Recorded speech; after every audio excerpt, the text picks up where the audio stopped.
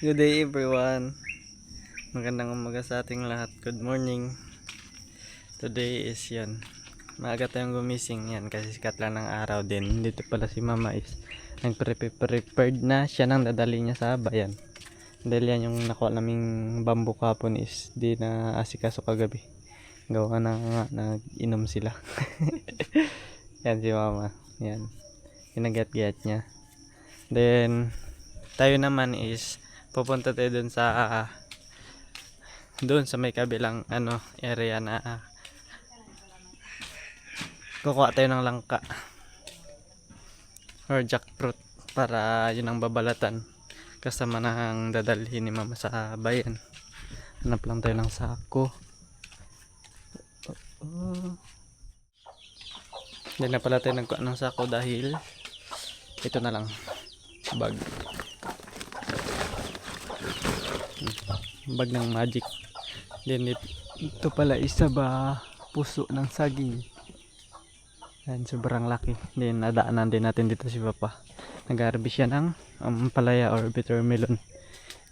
Shiba harvest bitter melon.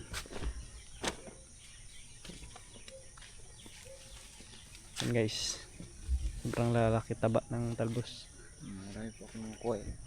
Marami po akong tatalusin. Marami pa daw siyang tatalbos. Hindi niya nabuhay na din yung mga dito alugbati. Pero medyo payat dahil wala pang abono. And yung mga pichay is medyo malaki-laki na din. Yan.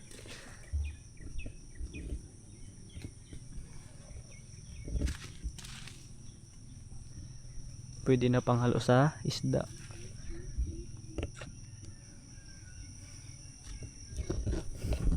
And yun, pupuntahan tayo dun sa area ng pagkukuha natin ng langka. Hindi rin pala yung gaano siyang kalayuan. Halos mga 3 to 5 minutes lang dinalakad.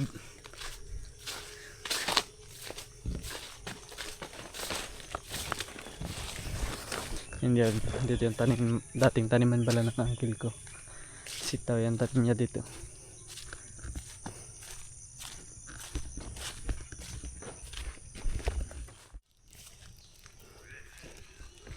And I'm here na in the jackfruit area. Yan. Dalawang puno yan siya. Ito, then ito. Then ito na pala yung mga nakuha ni Kuya nakarang araw. Hindi lang nakuha namin kasi nga sobrang dami ding langka sa bahay.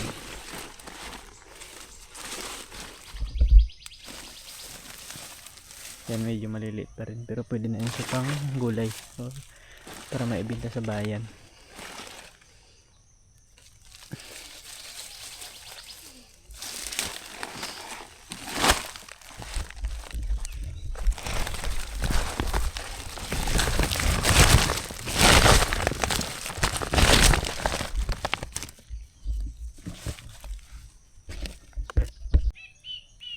And ito is yan, tamang pakinggan nyo guys.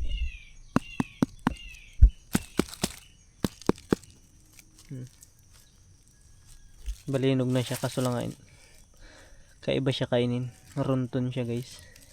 So, sobrang lambot na. Kaya iiwan na lang yan natin dyan. Proceed na tayo pa uwi.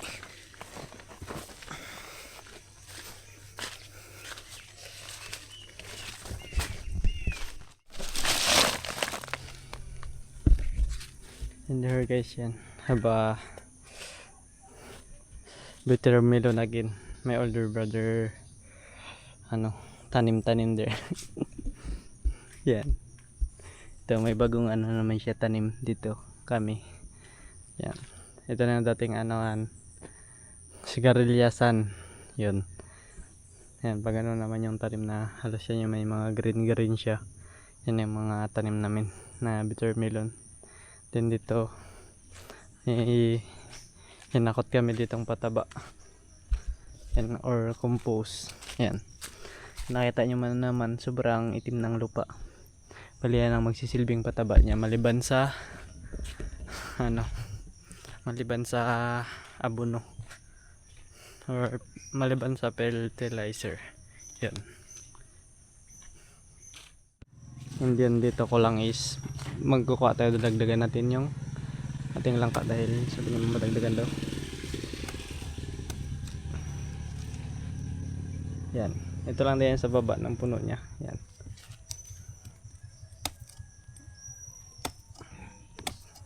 Sobrang laking tulong talaga to sa amin guys ng langka dahil sa araw-araw naming pagtitinda sa bayan. Ito yung kinukuha namin ng source madalas. Yan. Yun o. Ganda niya. Sarap ang gulay talaga nito.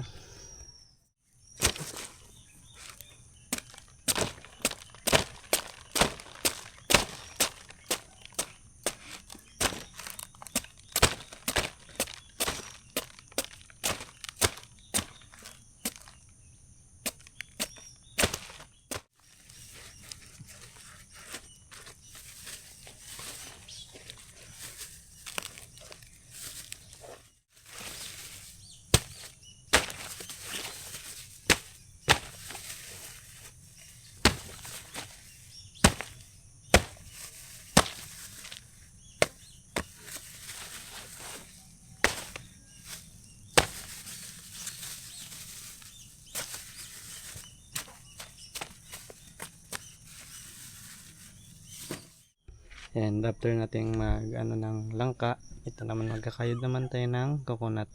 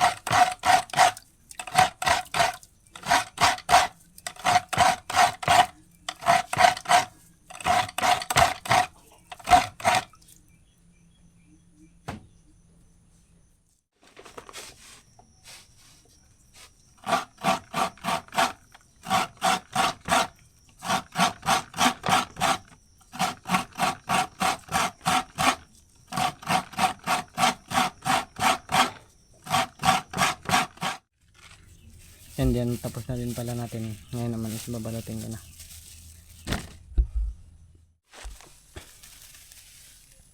And dito nga pala yan, natapos na din ni mama. Then yan ngayon, nagpe-prepare siya ng malabo para ibalot niya na. And yan ngayon nga is tanghali na. Pagtapos namin i-prepare yung mga dadalhin ni mama sa bayan is yun ito. Papunta kami ng ilog, may liligo. 3 lang kami. We are gonna go in the river with cousins Bam Bam and Makmak. Alright guys? Alright? Yes. Yeah. Ang laki ng tubig. High tide, malala. Big high tide.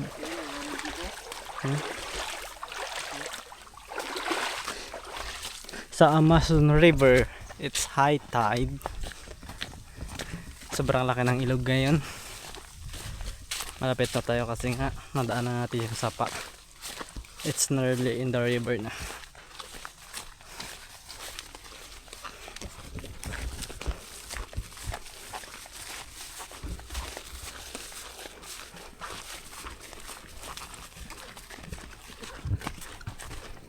Oh, grabe.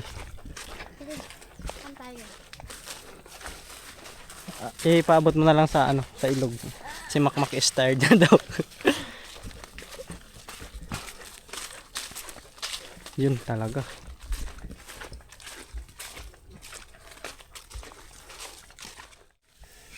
And ngayon, pumakyat kami para kunin yung balsa na ginawa namin nakaraan. Para sasakyan namin pababa. Pang trail. Yan. Si Bambam is nagpaiwan na doon. Then dalawa na lang kami ni Makmak yung kukuha dito. Yan. Sobrang laki ng tubig.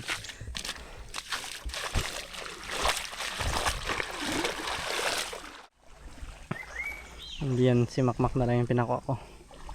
Aantayin ko na lang siya dito. You know? Sumisid na.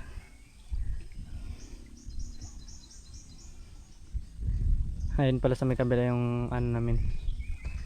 Boat. Boat. Balsa. Yan. Malalim?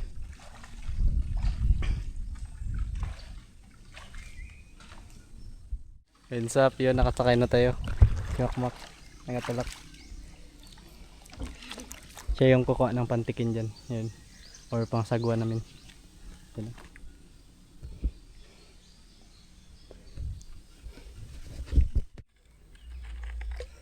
Hindi yun ito.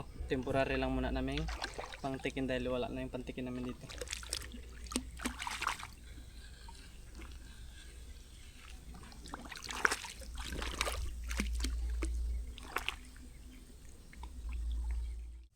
Hindi yan, dito lang muna kami nag-park.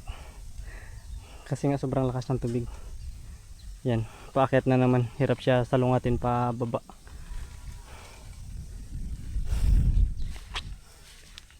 Yan din, pinapuntahan ko pala sila Marlo, yung mga pinsan namin kay Makmak, para ayain. Ewan lang ako magsama. Tayo na siya na. Yan yun, nilakad na lang namin. Dahil, Tayo na dito hanggang dito yung tubig. dahil sobrang lakas ng tubig, paakyat yung ano, yung agos niya. Mahirapan kami magpababa ng balsa. Kaya yun, lalakadin na lang namin papunta sa tulay.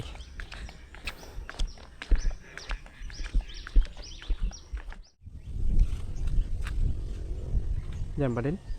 Oo, ayun. Ayun guys, sobrang daming isda. Ayan mga tilapia. Mag-try tayo magsisid. Ayun lang kung hindi natin sila mabulabog yan. Sobrang dami. Hindi lang siya ganong maano ng camera yan, doon siya banda. Yung kadami ang putik. Try. Diyan lang siya guys, maklaro ng gusto kasi malayo. Yun sa may baba.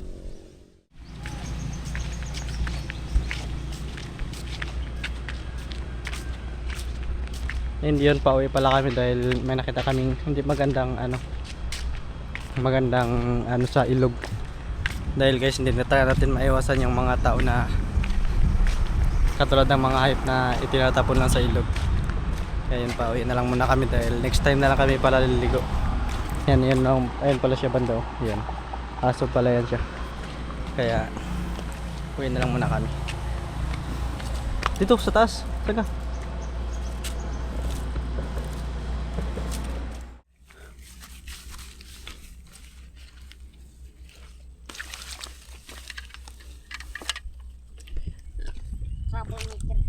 Yan, paakyat na naman yung tubig.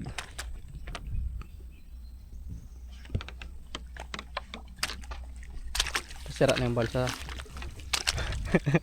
Di pa natin nagagamit.